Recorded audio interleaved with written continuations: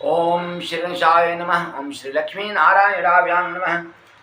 सनातन धर्मानुरागी सज्जन वृंद भक्तगण, यह सत्र अनंत भगवान के चरणों में समर्पित है और इसमें आपको अनंत व्रत किस दिन है और इसे कैसे करना है, इसका क्या फल होता है और इसकी कथा क्या है, इसी को बताया जाएगा। अनंत का पवित्र पर्व 28 सितंबर 2023 गुरुवार को है। इस दिन मध्याह्न काल में अनंत भगवान का विधिवत पूजन अर्चन बंदन किया जाएगा और उस समय कथा श्रवण किया जाएगा। कथा श्रवण के पश्चात आरती की जाएगी। आरती के पश्चात मीठा पकवान अनंत भगवान को भोग लगाया जाएगा और अनंत भगवान के पूजन अर्चन बंधन के समय वहाँ पर 14 गांठ वाले अनंत को रखा जाएगा। उनका भी विधिवत पूजन अर्चन बंधन किया जाएगा। तत्पश्चात कथा श्रवण के बाद आरती की जाएगी और मीठा पकवान भोग लगाया जाएगा। मीठे पकवान में से गौ माता को दिया जाएगा और कुछ सिद्ध अन्न ब्राह्मण को दान देने के बाद मीठे पकवान सनातन धर्मानुरागी भक्तगण सज्जन वृंद जो कि अनंत व्रत किए हैं उसको ग्रहण करेंगे। तत्पश्चात संध्या काल तक केवल जल ही ग्रहण कर सकते हैं। उसके बाद कोई अन्न या अन्य कोई चीज ग्रहण नहीं करेंगे। इसका फल यह है कि आप सभी समृद्धियों से युक्त हो जाएंगे और आपका तथा आपके पूरे परिवार का मंगल होगा और अंत में आप अनंत लोक या अर्थात विष्णु लोक को जाएंगे। इसकी कथा संक्षेप में इस प्रकार है। एक सुमंत नामक ब्राह्मण थे जिनकी पत्नी का नाम दीक्षा था। उन दोनों से एक सुशीला नाम की कन्या उत्पन्न हुई। सुशीला जब बड़ी हो रही थी उसी समय उसकी माता का देहांत हो गया। सुमंत नाम के ब्राह्मण ने एक दूसरी शादी की। उस पत्नी का नाम कर्कशा था। नाम के अनुसार ही उसका स्वभाव भी था। जब सुशीला शादी करने के योग्य हुई कौंडिन्य तो सुमंत नामक ब्राह्मण ने कौंडिन्य मुनि से उनका विवाह कर दिया। जाते समय विदाई के समय वह कर्कशा नाम की स्त्री कुछ भी सुशीला को प्रदान नहीं की। ऐसे ही उसको उसकी विदाई कर दी गई। रास्ते में जब कौंडिन्य मुनि उसे लेकर जा रहे थे तो संध्या के समय कुछ स्त्रियां एक नदी के किनारे नवीन वस्त्र पहनकर के कोई पूजा पाठ कर रही थी। वहीं रुककर कौंडिन्य मुनि संध्या वंदन करने लगे। उस क्रम में सुशीला वहां जाकर उन स्त्रियों से पूछी कि आप लोग क्या कर रहे हैं और इसका क्या फल है। तो वह स्त्रियां बोली कि हम लोग अनंत चतुर्दशी का व्रत किए हैं, उसी का पूजन अर्चन बंधन करके कथा श्रवण कर रहे हैं। इसका फल यह है कि आपको सभी प्रकार के सौभाग्य की प्राप्ति होगी।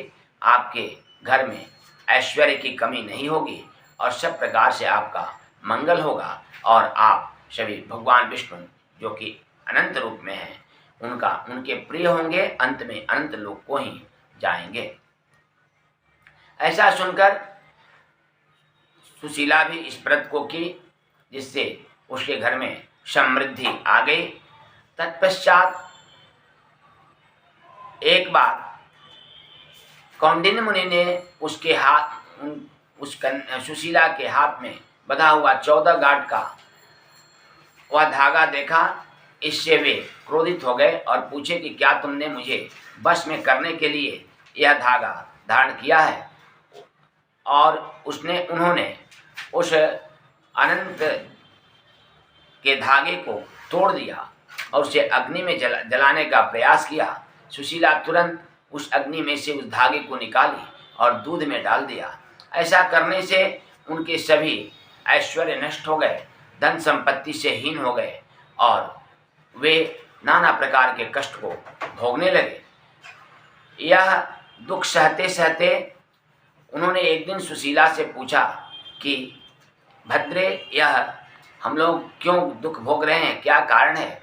सुशीला ने बताया कि आपने अनंत के धागे को जलाने का प्रयास किया था, तोड़ दिया था, इसी का फल हम लोग भोग रहे हैं। आप अनंत भगवान की कृपा प्राप्त करें। इसके लिए वे जंगल में चल दिए। जंगल में जाने के क्रम में एक आम का वृक्ष मिला जिस पर फल लगे हुए थे, लेकिन उसमें कीड़े पड़ जाते थे, उसके फल को कोई खाता नहीं था। इन्होंने उनसे पूछा, उस आम के वृक्ष से, कि क्या आपने अनंत भगवान को देखा है? वृक्ष ने कहा, नहीं, मैंने नहीं देखा। आगे जाने के बाद एक गौ बछड़े सहित उन्होंने देखा। उनसे भी पूछा कि आप लोगों ने अनंत भगवान को देखा है? उसने भी कहा, नहीं, हमने नहीं देखा।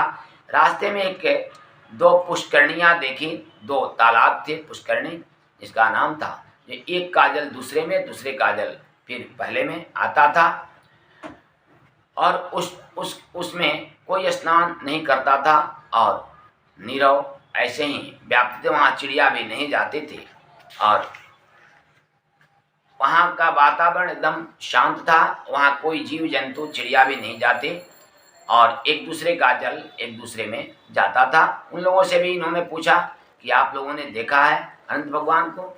उसने भी उत्तर दिया, नहीं, मैंने नहीं देखा।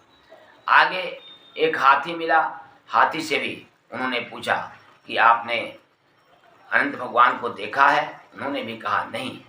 एक बैल मिला। उनसे भी उन्होंने पूछा कि आपने अनंत भगवान को देखा है? उनका भी उत्तर नकारात्मक ही था।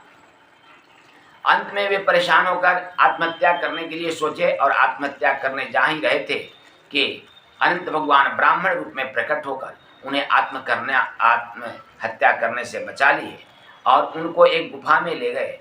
गुफा में उन्होंने देखा कि भगवान विष्णु, जो कि अनंत रूप में हैं, वहाँ विराजमान है सिंहासन पर और सिद्ध चारण उनकी स्तुति कर रहे हैं। वेदध्वनि हो रही है, शंख बज रहे हैं। वहाँ यह देखकर वे आश्चर्यचकित हो गए और वे स्वयं भी स्तुति करने लगे। अनंत भगवान प्रसन्न होकर इनसे पूछे कि आप किधर भटक रहे हैं, इधर आने का क्या कारण है, आत्महत्या करने आप क्यों जा रहे थे? इन्होंने अपना सारा वृत्तांत बताया। यह सुनकर उन्होंने बताया कि आप अनंत भगवान का व्रत कीजिए और उनकी कथा को श्रवण कीजिए। ऐसा करने से आपके सभी ऐश्वर्य पुनः प्राप्त हो जाएंगे। अंत में आप हमारे लोग यानी अनंत लोक में ही आप आएंगे और आपका कल्याण होगा। इस पर उन्होंने कहा कि मैंने रास्ते में कुछ कौतुक देखे हैं, उनके बारे में कृपा कर आप बताएं। तो उन्होंने अनुमति दी, ठीक है, आप पूछिए। इस पर उन्होंने पूछा कि वह आम का पेड़ कौन था जिस पर फल लगते थे लेकिन कीड़े पड़ जाते थे, उसके फल को कोई नहीं खाता था। अनंत भगवान ने कहा कि वह पूर्व जन्म में विद्वान ब्राह्मण था, लेकिन अपने वेद के ज्ञान को किसी को प्रदान नहीं किया, जिसके चलते वह आम का वृक्ष बना और अच्छे अच्छे फल तो लगते हैं लेकिन उसमें कीड़े पड़ जाते हैं, कोई नहीं खाता। और जो आपने पुष्करणियाँ देखी, दो तालाब एक दूसरे में जिसके जल जाते थे, वे दोनों ब्राह्मण कन्याएं थी, दोनों बहनें थी। वे दोनों किसी भी निर्धन व्यक्ति को या असहाय को कुछ नहीं देती। किसी ब्राह्मण को कोई दान नहीं देती, निसहाय को, असहाय को, गरीब को कोई दान नहीं देती। वे एक दूसरे को ही अपने वस्तुओं में से प्रदान करती थी। इसलिए वे उन दोनों के जल के पास न तो चिड़िया जाती है और न ही कोई उसे ग्रहण करता है, नहीं कोई स्नान करता है। एक दूसरे का जल ही एक दूसरे में जाता है। और वह जो गौ माता थी, वे गौ और बछड़े जो थे, गौ माता जो थी वह पृथ्वी थी। वह ऐसी उस स्थान पर जहाँ बंजर भूमि थी, वहाँ पर वो बीज को ग्रहण तो कर लेती थी, लेकिन उसमें से कोई पौधा पुनः विकसित नहीं होता था। और वह जो हाथी था वह मद था, अर्थात अहंकार था। वह जो बैल था वह धर्म था।